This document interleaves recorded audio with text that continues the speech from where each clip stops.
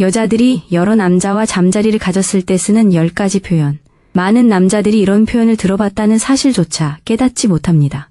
이미 감정적으로 사랑에 빠지거나 더 나쁘게는 사랑에 빠지기 전까지는요. 여자를 만나면 그녀는 마치 희귀한 발견처럼 느껴집니다. 서로에게 끌리고 농담도 하고 눈도 마주칩니다. 그녀가 재치 있거나 자각적인 말을 하면 와, 그녀는 다르네 라고 생각하게 됩니다. 하지만 함정이 있습니다. 여자들이 쓰는 표현 중 일부는 특히 여러 남자와 잠자리를 가졌을 때 그들의 성생활에 대해 많은 것을 은밀하게 드러낼 수 있습니다. 그 세련된 말투 속에는 하나의 패턴이 있습니다. 데이트를 통해 많은 것을 겪은 여자들은 다른 방식으로 소통하는 법을 배웁니다. 평범하고 심지어 무해하게 들리는 방식으로 말하지만 그 말들은 당신이 생각하는 것보다 더 많은 역사를 담고 있는 경우가 많습니다. 그리고 그것을 포착하도록 훈련받지 않으면 바로 눈앞에 있는 것을 놓치게 될 것입니다. 너무 늦게 알아차리는 남자가 되지 마세요. 오늘 영상에서는 여성들이 여러 남자와 잠자리를 가졌을 때 사용하는 10가지 표현을 분석해 보겠습니다. 마지막 표현은 칭찬처럼 들리지만 사실은 은근한 고백이죠. 본격적으로 시작하기 전에 이 영상이 마음에 드셨다면 좋아요를 눌러주시고 아직 구독하지 않으셨다면 채널을 구독해주시고 알림종을 눌러 모든 영상을 최신 상태로 받아보세요.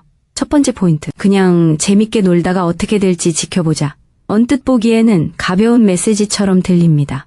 누가 모든 게 자연스럽고 편안하게 느껴지길 바라지 않겠어요. 하지만 사실은 이렇습니다. 단기적인 관계나 난잡한 관계를 반복해온 여성들은 종종 이런 프레이밍으로 경험을 미리 준비하는 법을 배웁니다. 분위기를 조성하고 기대치를 낮추고 정서적인 안정감을 만들어냅니다. 그녀가 여기서 진짜 하고 싶은 말은 바로 진지함을 기대하지 마세요. 제가 열린 결말을 유지하는 데는 이유가 있어요. 라고 말하는 것입니다. 이유는 직접 말하지 않을 수도 있지만 대개 개인적인 경험 때문입니다. 어쩌면 그녀는 상처받았을지도 모르고 육체적인 접촉에 익숙했을지도 모르고 아니면 재미가 감정보다 더 안전하다는 것을 알 정도로 이런 일을 여러 번 겪어왔을지도 모릅니다. 그리고 그녀의 말에 주목하세요. 서로 알아가고 어떻게 될지 보자 하는 말이 아닙니다. 그냥 재미있을 뿐입니다. 이 단어는 많은 것을 담고 있습니다. 두 번째 요점. 나는 이제 모든 판단을 넘어섰어. 이 말은 종종 자부심을 담아 하지만 맥락을 고려하여 말하기도 합니다. 왜냐하면 현실은 이렇습니다. 누구도 이전의 판단을 느껴보지 않고서는 스스로를 방어하지 않기 때문입니다. 그녀는 이 말을 함부로 꺼내는 것이 아닙니다. 그녀는 자신을 과거를 소유한 사람으로 포장하고 있는데 그것이 일반적인 방식이 아니라는 것을 알고 있기 때문입니다. 그리고 그녀가 얼마나 일찍 이 말을 하느냐에 따라 이 말은 경고처럼 들릴 수도 있습니다. 만약 당신이 짧은 연애 경력을 가진 사람을 원하는 남자라면 나는 그런 여자가 아니야. 물론 그녀는 그렇게 말하지 않을 것입니다. 하지만 그것이 바로 그녀의 숨겨진 의미입니다. 그녀의 과거는 그녀의 가치관을 형성했습니다. 그리고 이제 그중 하나는 어떻게든 수치심을 피하는 것입니다. 이 문구가 과거나 행동을 언급하기도 전에 사라진다면 이미 연습이 된 것입니다. 방어적인 것이 아닙니다. 전략적입니다. 세 번째 요점. 내가 너무 솔직하면 남자들이 이상해해. 이 부분을 자세히 살펴보겠습니다. 어떤 종류의 솔직함이 남자들을 불편하게 만들까요? 넷플릭스 취향이 아닙니다. 축구를 싫어하는 것도 아닙니다. 대개 성적인 내용이나 감정적으로 원초적인 내용입니다. 여자가 이런 말을 할 때 그녀는 당신의 정서적 안정성을 측정하려고 합니다. 사실 그녀는 과거에도 자신의 과거에 대해 솔직하게 말했지만 남자가 판단하거나 회피하는 모습을 본 적이 있을 것입니다. 그래서 지금 그녀는 조심스럽지만 여전히 호기심을 느낍니다. 이 문구는 일종의 촉각입니다. 당신이 그녀를 감당할 수 있는 남자인지 그녀에게 알려주고 만약 당신이 부정적인 반응을 보이면 깔끔하게 빠져나갈 수 있게 해줍니다.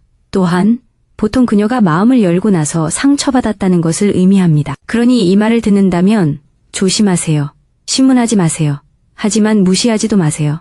그 선 뒤에는 개인적인 감정이 숨어 있습니다. 잠깐, 삶과 여성과의 관계에서 더 현명하게 나아가고 싶어서 이 영상을 시청하고 있다면 댓글에 switch on 이라고 적어주세요.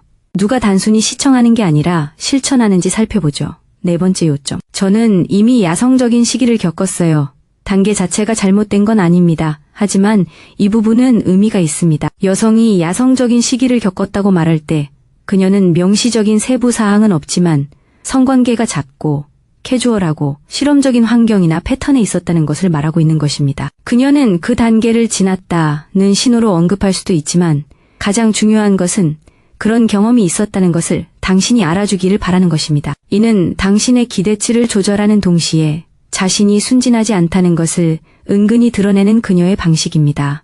그리고 중요한 것은 야성적인 시기를 진정으로 극복한 사람들은 종종 그 단계를 언급할 필요성을 느끼지 않는다는 것입니다. 만약 그녀가 그렇게 한다면, 특히 누군가의 자극 없이 그렇게 한다면 그녀는 여전히 자신의 이야기 중 그 부분을 다른 사람들에게 어떻게 표현할지 고민하고 있다는 뜻입니다. 그것은 중요한 의미를 지녔다는 것을 의미합니다. 어쩌면 최근의 일일 수도 있습니다. 5점. 나는 꼬리표를 붙이지 않아. 꼬리표가 모든 것을 망쳐. 이것은 사랑 철학과 관련된 것이 아닙니다. 종종 트라우마를 회피하는 메커니즘입니다. 꼬리표는 책임감을 만들어냅니다. 배타성, 충성심, 책임감을 나타냅니다. 따라서 여성이 꼬리표를 완전히 피하는 것은 너무 많은 실패한 관계로 인해 이제 그 과정을 불신하게 되었거나 아니면 아예 헌신을 피하는 데 성공했기 때문일 수 있습니다. 어느 쪽이든 당신은 여러 역동성을 경험한 사람을 상대하고 있습니다. 무언가를 정의하는 데 드는 감정적 무게가 그만한 가치가 없다고 결정할 만큼 말입니다. 그리고 아이러니하게도 그들이 모든 것을 망쳐 라는 말은 이론에 근거한 것이 아니라 역사적 사실에 근거합니다. 주의하세요.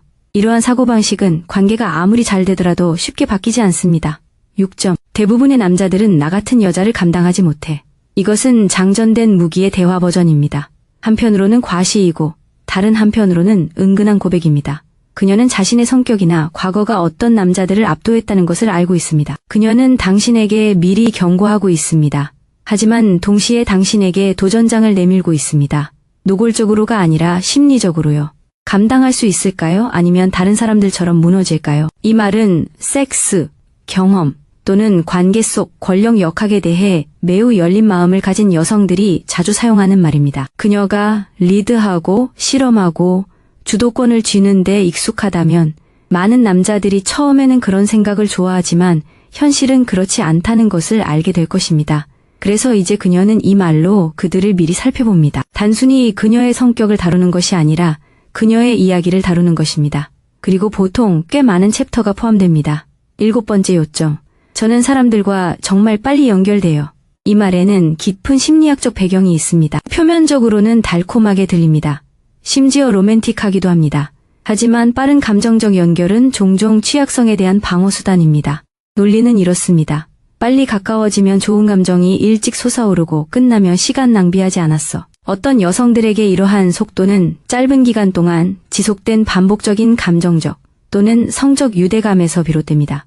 이런 유대감은 관계를 끌어내는 대신 오히려 시간을 단축시킵니다. 따라서 그녀가 이렇게 말할 때 그녀는 실제로 당신에게 그녀의 애착 행동에 대한 통찰력을 제공하고 있는 것입니다. 그녀는 긴 워밍업 기간을 믿지 않을 것입니다. 왜냐하면 그녀는 그런 경험이 거의 없기 때문입니다. 이러한 연결 속도는 종종 신체적 친밀함의 빠른 속도와도 일치합니다.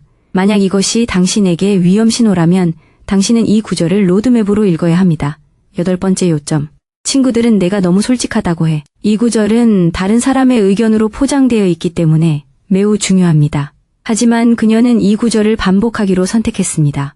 이는 그녀도 적어도 부분적으로는 동의한다는 것을 의미합니다. 은근히 드러내는 것이죠. 너무 솔직하다는 것은 어린 시절에 대해 지나치게 이야기하는 것을 의미하지 않습니다. 대부분의 사람들이 걸러낼 법한 것들, 예를 들어 데이트 생활, 성생활, 경계 혹은 경계의 부재에 대해 솔직하게 이야기한다는 것을 의미합니다. 또한 그녀는 너무 일찍 털어놓고 나중에 후회하는 상황을 겪어봤을 가능성이 높다는 것을 의미합니다. 친구들이 그 이야기를 한다는 것은 이 말이 한 번만 나온 말이 아니라는 것을 보여줍니다. 일종의 패턴입니다. 그리고 다시 말하지만 그러한 솔직함은 숨길 것이 없다는 것과 관련이 있습니다. 모든 것이 이미 공유되었기 때문입니다. 덜 미스터리하고 더 많이 드러나는 것이죠. 9번째 요점. 난 이미 인생을 많이 살았어. 이 말은 거의 문자 그대로의 의미가 아닙니다. 나이, 직업, 여행에 대한 것이 아닙니다. 경험의 강도에 대한 것입니다. 그녀가 보내는 신호는 관계, 드라마, 불륜, 어쩌면 더 어두운 일들까지 겪어봤다는 것입니다. 네가 생각하는 것보다 훨씬 더 많이 봤어 라고 쉽게 말하는 방식입니다. 또한 그녀가 전형적인 착한 여자, 나처럼 반응하지 않을 수도 있다는 미묘한 신호이기도 합니다. 그녀의 반응, 경계, 이야기, 이 모든 것은 포화 상태에서 비롯됩니다. 그녀는 세상을 탐험하는 것이 아니라 세상을 되돌아보고 있습니다. 지혜를 중시한다면 아름다운 말입니다. 하지만 그녀가 당신의 분위기에 비추어 볼 때 당신이 예상했던 것보다 더 많은 감정적, 신체적 경험을 했다는 뜻일 수도 있습니다. 그녀가 이렇게 말할 때 귀 기울여 들어보세요. 그녀가 가장 솔직하게 말하는 순간이기 때문입니다. 10번째 포인트. 질투하는 타입은 아닌 것 같아요. 아참하는 말 같지 않나요? 하지만 보통은 캐묻는 질문입니다. 그녀는 당신이 경쟁이라는 생각에 어떻게 반응할지, 아니면 그녀가 다른 남자들과 어울렸다거나 아직 어울릴 수도 있다는 생각에 어떻게 반응할지 알고 싶어 합니다. 그녀는 당신의 안정감을 시험하는 겁니다. 또한 당신의 반응을 두려워하지 않고 과거에 대해 솔직하게 이야기할 수 있도록 분위기를 조성하는 겁니다. 때때로 그녀는 과거의 관계, 남자친구, 파티 장면을 언급하기 직전에 이 말을 합니다. 그녀는 프레임을 만들고 있는 겁니다. 괜찮아, 그렇지? 당신이 무심하게 물고 대하면 그녀는 더 자유로워질 겁니다. 하지만 당신이 미묘하게라도 움찔하면 그녀는 다시 자세를 바로잡을 겁니다. 이 말은 항상 전략적입니다. 칭찬이 아니라 일종의 함정이죠. 시청해주셔서 감사합니다. 더 많은 영상을 보려면 좋아요와 댓글, 구독을 눌러주세요.